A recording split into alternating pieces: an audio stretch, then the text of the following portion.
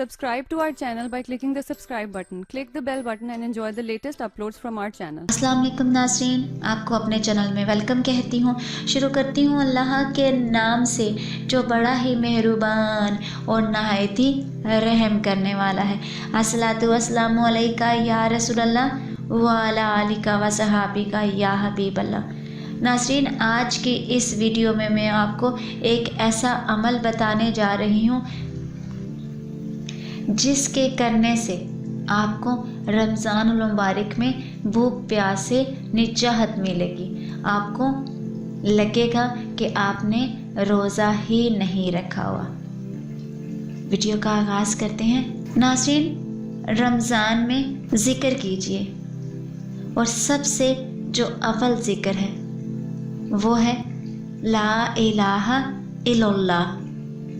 नाज़रीन, इस रमज़ान में आपने सारा दिन अफजल ज़िक्र ला इलाहा इल्लल्लाह करना है। इंशाअल्लाह आपको बेपनाह बरकतें, रहमतें और आफ़ियतें मिलेंगी। और दुआओं की कबूलियत का ये एक राज भी है जो मैंने आपको बताया है। नाज़रीन, बात करते हैं रमज़ान में भूख प्यास के लगने की। तो अगर आप ये चाहते हो कि आपको भूख और प्यास का एहसास ना हो तो आपने क्या करना है, हर फ़र्ज़ नमाज के बाद 21 मरतबा अल्लाह का यह नाम ले लेना है और उसके बाद अपनी उंगलियों पर आपने दम कर लेना है। उसके बाद आपने वो उंगलियां सूंघ लेनी है।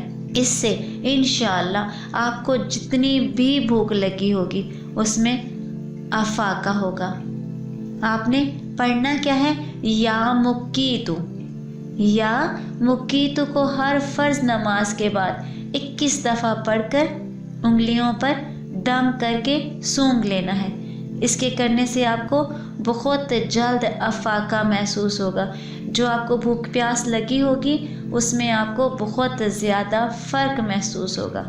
आज की इस वीडियो में इतना ही। तो हमें याद रखिएगा, मिलते हैं अगले वीडियो में। तब तक के लिए अल्लाह हाफ़िज़।